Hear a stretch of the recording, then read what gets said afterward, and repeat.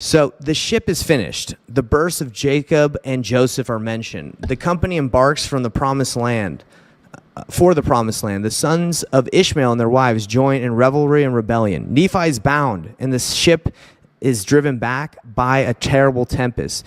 Nephi is freed, and by his prayer, the storm ceases. The people arrive in the promised land. Okay.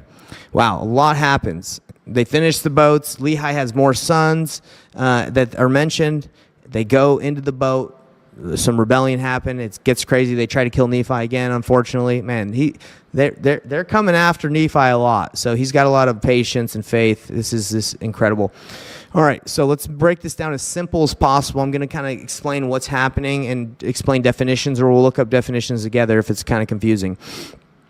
All right, let me get a drink of water, because I'm about to go in deep.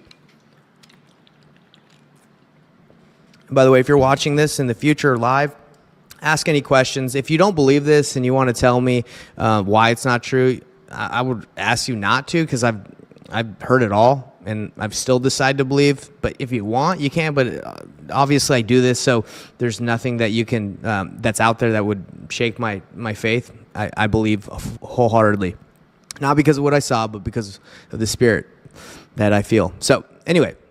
And it came to pass that they did worship the Lord and did go forth with me. And we did work timbers of curious workmanship. And the Lord did show me from time to time after what manner I should work the timbers of the ship. Okay, so they're making the boat, and it's curious workmanship because Nephi's never made a boat. So, sure, it's very curious to him. And most to us, it's probably not. This says that it's not built after the manner of men, as it says right here. Now I, Nephi, did not work the timbers after the manner which was learned by men. Neither did I build the ship after the manner of men, but I did build it after the manner which the Lord had shown unto me. Wherefore, it was not after the manner of men. So he's like, this boat does not look like any other boat you guys have probably seen. It was made by God. So who knows what this ship looks like, but sure, it was awesome.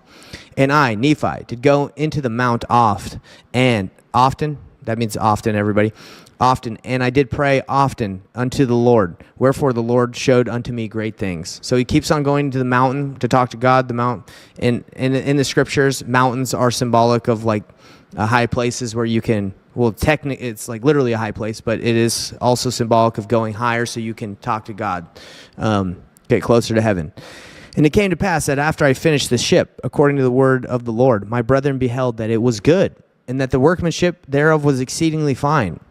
Wherefore they did humble themselves again before the Lord. Well, of course, I'm assuming his brothers that want to try to kill him multiple times, after they see the fruits of the labor that Nephi tells them to do, after they see the miracles, they humble themselves, but sometimes they forget. So, but I'm assuming after they see this beautiful boat, let's see whatever it looked like, after they see this beautiful boat, they're like, wow, okay, we did it. We did it, guys. And it came to pass, well, God did it, right? And this is amazing.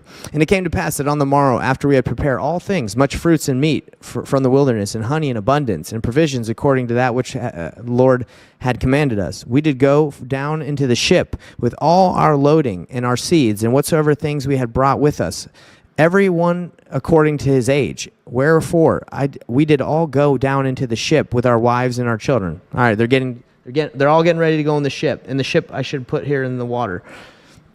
They're all getting ready.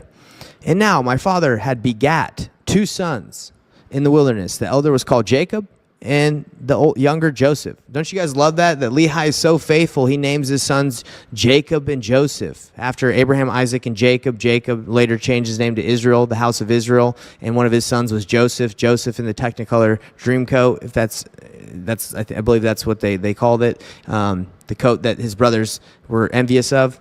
Lehi names his sons after them. And it came to pass, after we had all gone down into the ship, and had taken with us our provisions and things which had been commanded us, we did put forth into the sea, and were driven forth before the wind toward the promised land. Okay, so where are they going? I believe the route was this. They went from this area over here. I don't know if they went this way. It doesn't really matter. But they did go forth into the promised land. And what is the promised land? God has prepared the Americas throughout history. If you read the Book of Mormon, he has prepared this land to be a promised land. It says it all throughout the Book of Mormon, and I believe it. America is beautiful. Canada's beautiful. The Americas are beautiful. Rich and prosperous area. And after we had been driven forth before the wind for the space of many days, behold, oh no, here it comes, everybody. Behold, my brethren, the sons of Ishmael, and also their wives began to make themselves merry. Oh no. Insomuch that they began to dance and to sing and to speak with much rudeness. So look, dancing and singing is not bad, but it says it was done with much rudeness. Yea, even that they did forget by what power they had been brought thither. Yea, they were lifted up into exceeding rudeness. Oh my gosh. Look, they already forgot. They're on a boat that's made of curious workmanship, a boat that is not made by like unto the manner of any man, and they're already forgetting.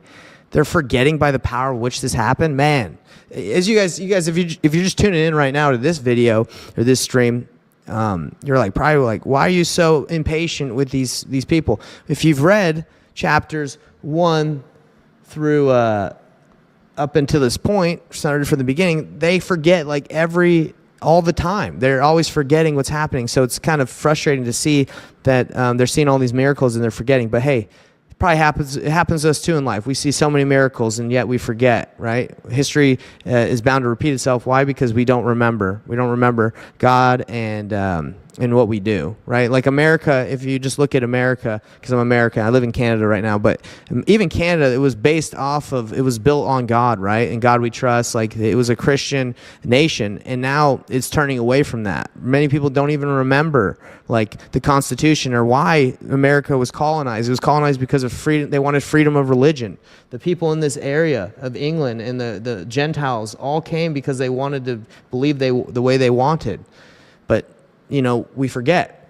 That's why we have to remember history and read. That's why the scriptures are so important, is because they help us remember God's word and how he acts. But anyway, they probably weren't reading their scriptures or the brass plates on the boat if they forgot already. Now look, let's dive into some definitions, because it says that they began to make merry, and so much they began to dance and all that stuff. So that's not a big deal, but it says that they did it in rudeness. So let's kind of see what rudeness meant in the 1828 dictionary when Joseph Smith translated the golden plates. Let's see if what it meant back then. A rough, broken state, unevenness, wildness, as the rudeness of a mountain. Okay, wildness is a good word, but maybe there's a different one. Coarseness of manner, incivility, rusticity, vulgarity. Ooh, they're being vulgar. They're being coarse. Ignorance, unskillfulness, artlessness, coarseness, inelegance, as the rudeness of a painting. Violence, impetuosity, and the rudeness of an attack or shock. Violence, storminess, or the rudeness. Okay, so they're just acting wild.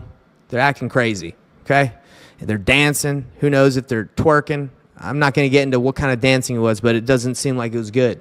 And the only reason I'm going deep into this is because, Nephi makes a big point that they already forgot.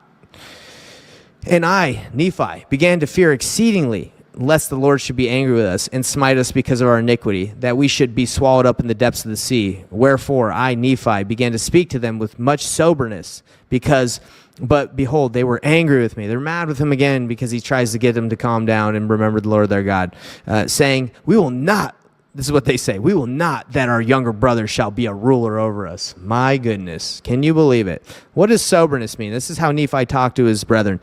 Freedom from intoxication, temperance. Okay, we all know that Nephi, this is not talking about if he was drunk or not.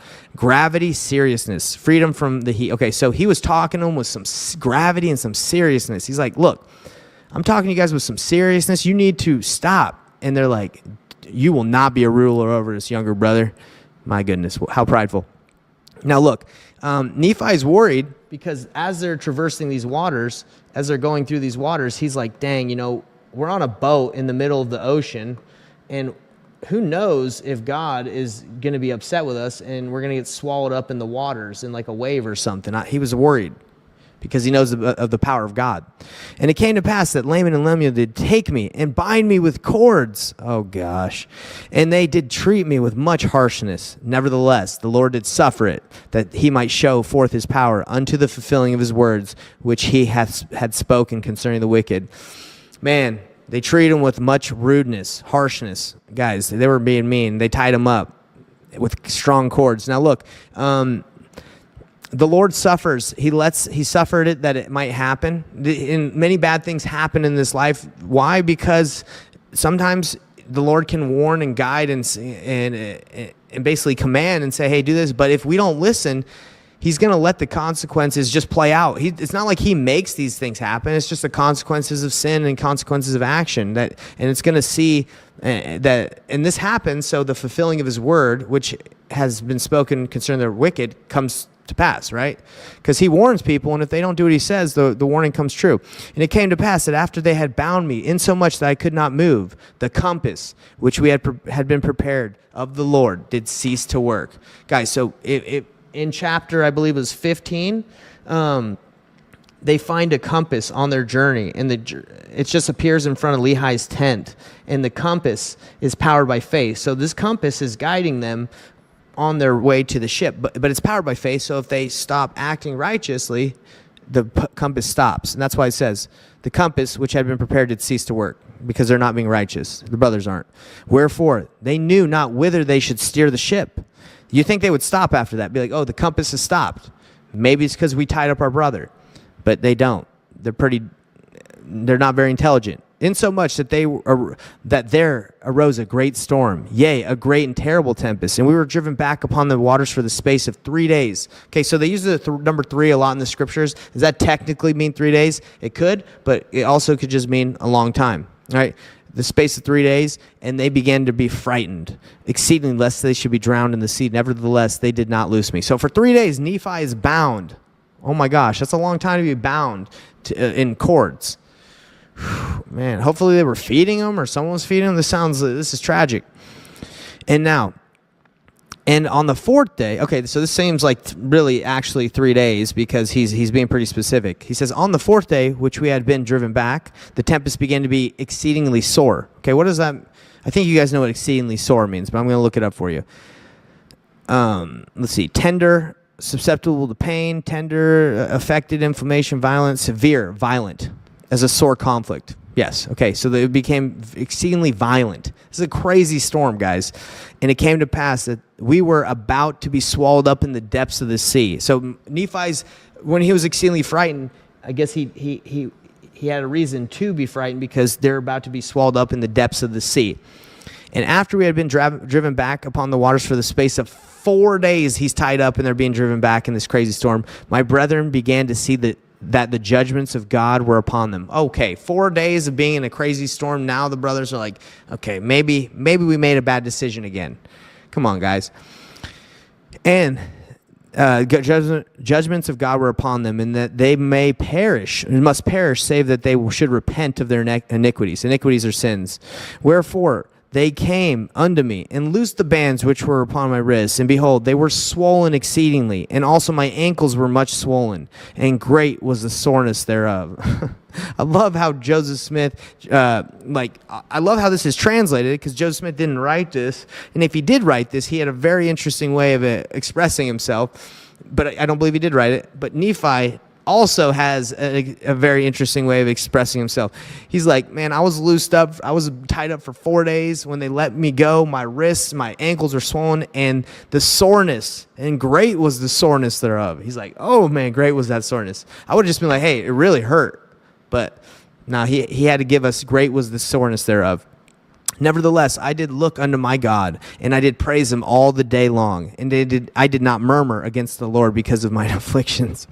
Nephi is faithful. Just tied up for 4 days. His brothers already tried to kill him multiple times. They beat him with a rod. The list goes on of how they've treated him, and they've called him a fool. And instead of murmuring and complaining and saying, God, why have you allowed this to happen to me? He goes and he praises. He looks unto God and he praises him all the day long once he's loosed. What a great example, okay? Can we follow that example? I hope so.